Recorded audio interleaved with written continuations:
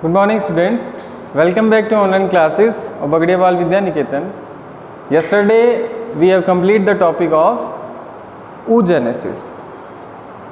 तो spermatogenesis previous class में, then oogenesis means कि gametogenesis जो था टॉपिक था वो कंप्लीट हो गया है. गैमेटोजेनेसिस के बाद में अपन को फर्टिलाइजेशन करना है. 10th में अपन ने किया था कि दो कंडीशंस पढ़ी थी रिप्रोडक्शन वाले चैप्टर में. फर्स्ट कंडीशन ये पढ़ी थी व्हेन द फर्टिलाइजेशन अकर्स, जब फर्टिलाइजेशन हो जाता है. सेकंड कंडीशन ये पढ़ी थी व्हेन द फर्टिलाइजेशन डजंट अकर. अगर फर्टिलाइजेशन हो गया दैट मीन्स फिर क्या होगा, pregnancy, development, embryonic development, pasteurisation, lactation period, ये सब होता है. ठीक है.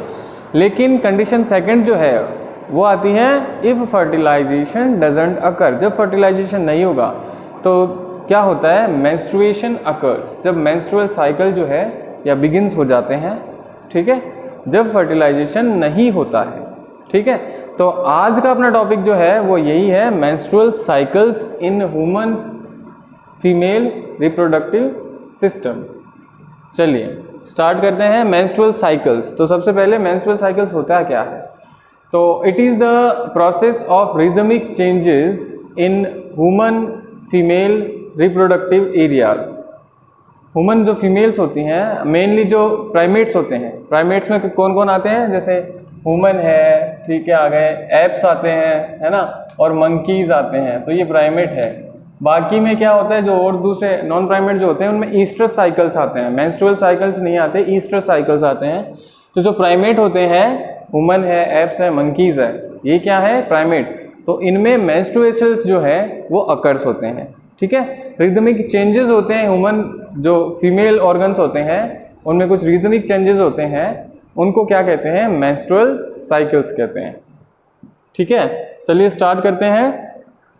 तो फर्स्ट मेंस्ट्रुअल साइकिल जब बिगिंस होते हैं at the puberty, first menstruation begins at the puberty stage, that is known as menarche. उसको क्या कहते हैं, मिनार्क कहते हैं. जो फर्स्ट मेंस्ट्रुएशन अकर होगा फीमेल्स में at the stage of puberty, it is known as menarche. ठीक है, मेनार्क कहते हैं उसको. एवरेज इंटरवल जो टाइम होता है, average interval time of the menstruation is about 28 to 29 days. 28 to 29 days. Menarche first puberty stage में जो स्टार्ट होगा menstruation, it is known as menarche. और जो एवरेज इंटरवल पीरियड टाइम होता है वो होता है अबाउट 28 to 29 डेज. ठीक है. फिर जो साइक्लिक इवेंट्स होते हैं, the cyclic events is composed of first menstrual till the next one. अगर फर्स्ट मेंस्ट्रुअल से अपन बात करते हैं, काउंट करते हैं, तो सेकेंड मेंस्ट्रुअल तक जो टाइम पीरियड होता है, जो साइक्लिक इवेंट्स होते हैं, वो होता है first menstrual cycle, one menstrual cycle. जैसे एक स्टार्ट होता है और टिल द नेक्स्ट वन, तो उसको कंपोजिटली भी अपन क्या कहेंगे, वन मेंस्ट्रुअल साइकिल. ठीक है, एक मेंस्ट्रुअल साइकिल हो जाएगा जब साइक्लिक इवेंट्स जो हैं वो स्टार्ट होंगे from one two the next one, उसको अपन कहेंगे वन मेंस्ट्रुएशन. ठीक है, साइक्लिक इवेंट्स. फिर देखिए फेजेस. अब अपन को पढ़ने हैं फेजेस. जो मेंस्ट्रुअल साइकिल्स होते हैं उनकी कुछ फेजेस हैं. वो फेजेस क्या हैं, they are the 4 main phases of the menstrual cycle. 4 phases हैं. फर्स्ट मेंस्ट्रुअल साइकिल की फेज है वो है मेंस्ट्रुअल फेज, सेकंड है फॉलिकुलर और इसी को कहते हैं प्रोलिफरेटिव, फिर है ओव्यूलेटरी फेज और लास्ट है ल्यूटियल फेज. इन चारों फेजेस जो होती हैं उनमें मेंस्ट्रुअल साइकिल्स क्या होते हैं, कंप्लीट होते हैं. तो let's start with the first menstrual phase. देखिए मेंस्ट्रुअल फेज जो होती है, अपन ने बात करी कि टाइम इंटरवल पीरियड जो होता है, एवरेज इंटरवल टाइम पीरियड, वो होता है 28 to 29 डेज. तो इन 28 to 29 डेज है उनको क्या किया है, डिवाइड, और डिवाइड करके जो स्टेजेस हैं उनके अकॉर्डिंग उनको रखा गया है. तो फर्स्ट है मेंस्ट्रुअल फेज. तो मेंस्ट्रुअल फेज क्या होती है, देखिए menstrual flow occurs, menstrual flow जो होता है इन फीमेल्स वो होता है अबाउट 3 to 5 डेज. मीन्स कि 3 to 5 डेज की जो फेजेस हैं वो होती है मेंस्ट्रुअल फेज, जिसमें क्या होता है, मेंस्ट्रुएशन होता है, मेंस्ट्रुएशन फ्लो होता है.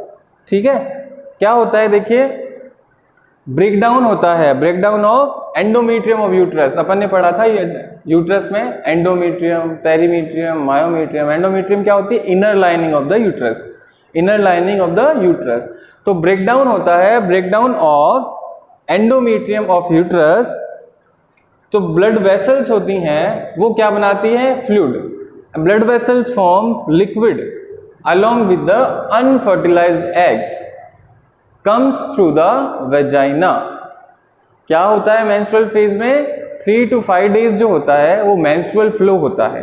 मेंस्ट्रुअल फ्लो किसका होता है, यूट्रस होता है। यूट्रस की इनर लाइनिंग क्या होती है, एंडोमेट्रियम। एंडोमेट्रियम क्या हो जाती है, ब्रेकडाउन हो जाती है। ब्रेकडाउन होती है एंडोमेट्रियम में, क्या है, ब्लड वेसल्स होती हैं, तो वो क्या बनाती हैं, liquid form. Blood vessels convert हो जाती हैं in the form of liquid, ठीक है, along with the unfertilised eggs.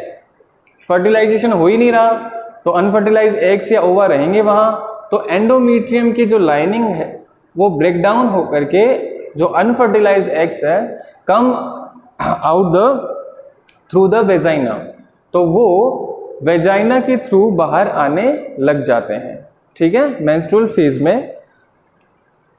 फिर menstrual occurs only if fertilisation doesn't take place. कितनी बार बता दिया है कि मेंस्ट्रुएशन तभी होंगे जब फर्टिलाइजेशन नहीं होगा। फर्टिलाइजेशन हो गया that means no मेंस्ट्रुएशंस।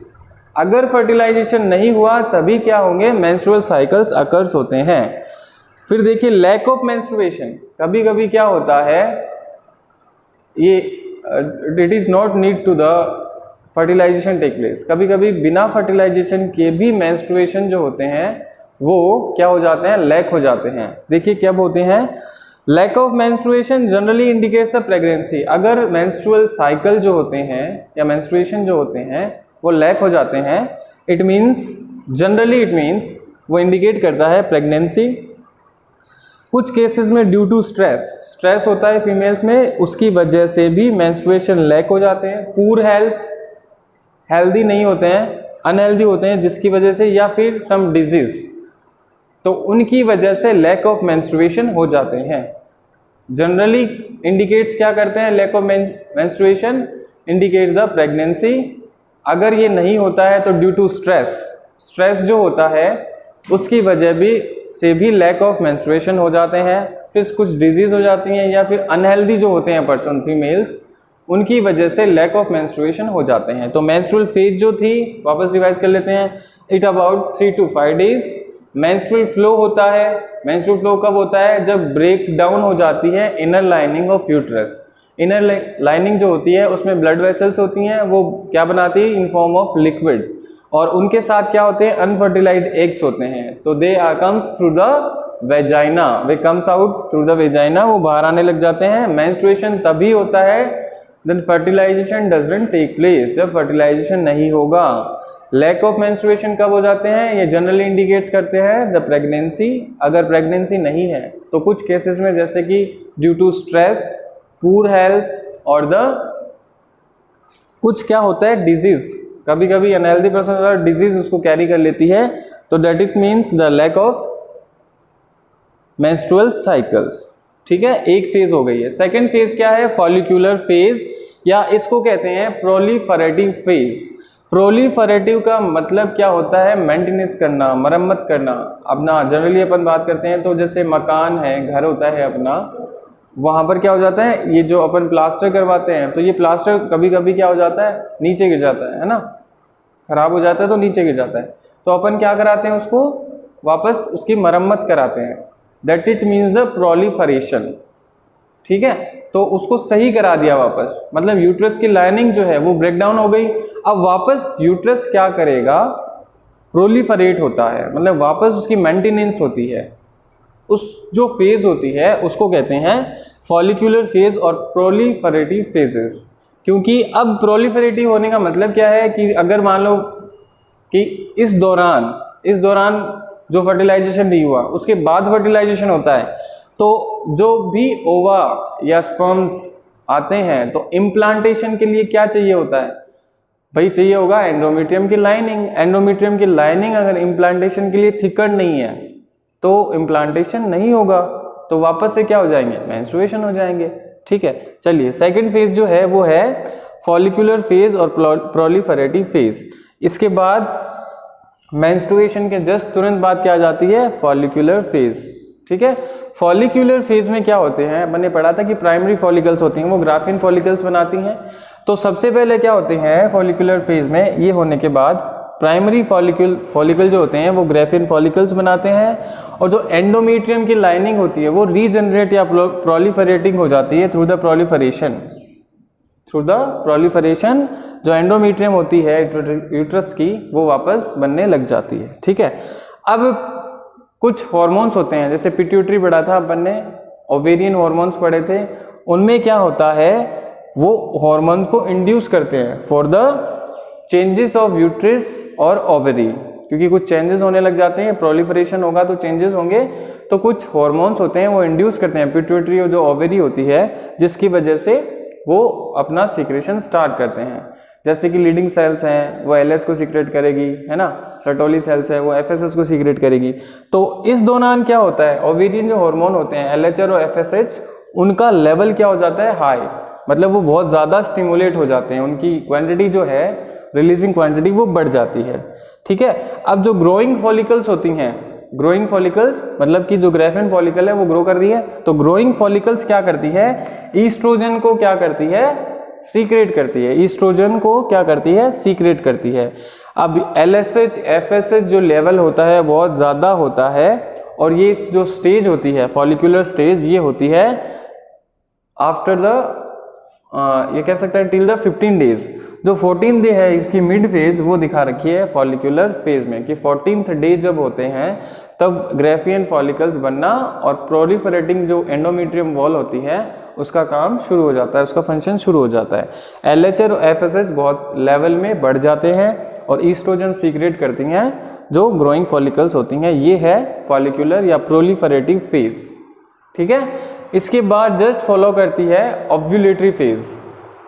Ovulatory phase आ जाती है। उसके बाद अभी अपन ने पढ़ा कि LHS और FSH जो है उसका लेवल क्या है, हाई, तो इसको रैपिड जो सीक्रेशन है, बहुत क्वांटिटी में रैपिड सीक्रेशन होता है LH और FSH का, उसे कहते हैं LH surge. LH surge, LH surge क्या करता है, जो ग्राफिन फॉलिकल होता है उसको स्टिमुलेट करता है for the rapturing. Graphene follicle होती है, ठीक है, ग्राफिन फॉलिकल है, LH सर्ज क्या करेगा, उसको स्टिमुलेट करेगा फॉर द रप्चर, उसके टूटने के लिए उसको स्टिमुलेट करेगा। और ग्राफिन फॉलिकल्स में क्या है, ओवा है, एग्स है, तो वो ग्राफिन फॉलिकल क्या करेगी, रप्चर्ड होने के बाद रिलीज करेगी ओवा। ओवा रिलीज करती है, उसको अपन क्या कहते हैं, ओव्यूलेशन कहते हैं। इसी के लिए ये फेज जो है वो ओव्यूलेटरी फेज है। ठीक है, LH जो है उसका लेवल क्या है, बहुत ज़्यादा रैपिड सिक्रेशन होता है LH का, और ये रैपिड सिक्रेशन जो होता है वो क्या करता है, स्टिमुलेट करता है ग्राफिन फॉलिकल को टू द रप्चरिंग, ताकि वो टूट जाए। उसमें क्या है, ग्राफिन फॉलिकल्स में ओवाज हैं, है ना, ओवा है, एग्स है, तो वो क्या ओवा और एग जो होते हैं वो रिलीज हो जाते हैं, और रिलीजिंग ऑफ ओवा क्या होते हैं, ओव्यूलेशन होती है।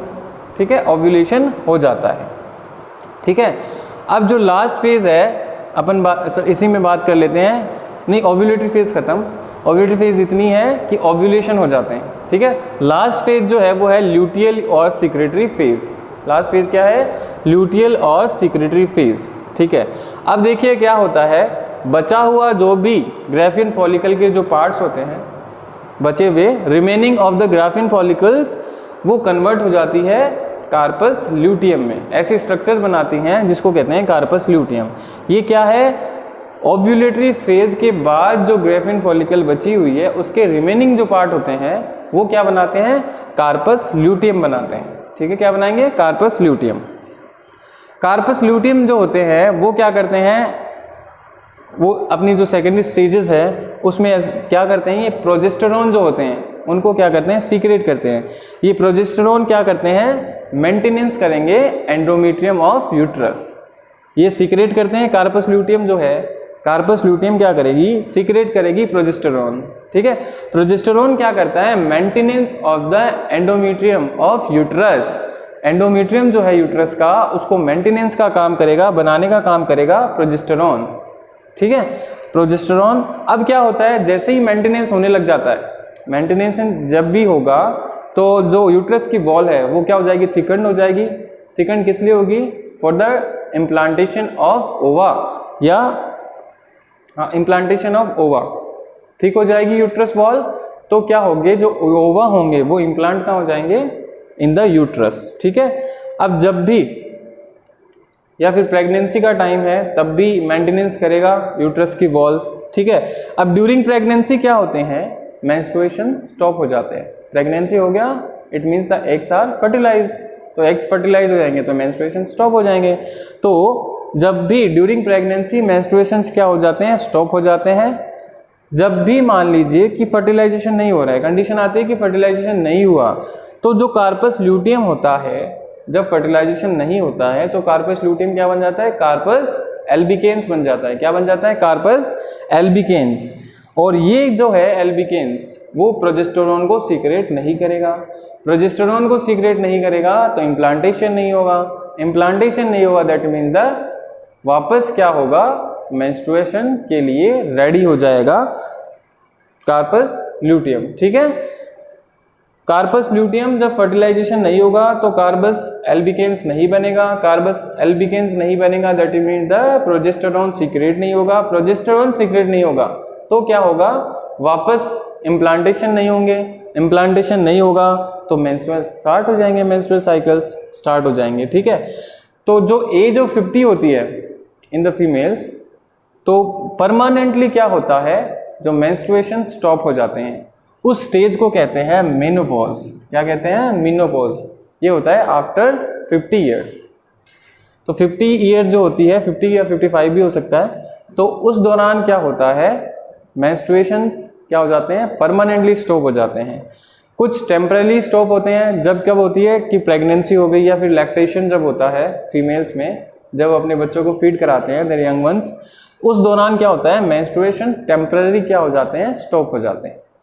ठीक है, तो ये कुछ फेजेस हैं, 4 फेजेस पढ़ी अपन ने, मेंस्ट्रुअल, फॉलिक्यूलर, फिर ओव्यूलेटरी फेज और देन लास्ट जो था वो ल्यूटियल फेज। तो ल्यूटियल फेज जो होती है वो प्रोलिफरेशन का ही काम करती है। लास्ट में क्या होता है, जब भी एग्स या ओवा बनते हैं तो इम्प्लांटेशन का काम जो है फॉलिक्यूलर ल्यूटियल फेज है या जो सिक्रेटरी फेज होती है वहाँ पर ये बनने लग जाते हैं। ठीक है, तो ये अपन ने पढ़ा है मेंस्ट्रुअल साइकिल, ये बहुत इंपॉर्टेंट है।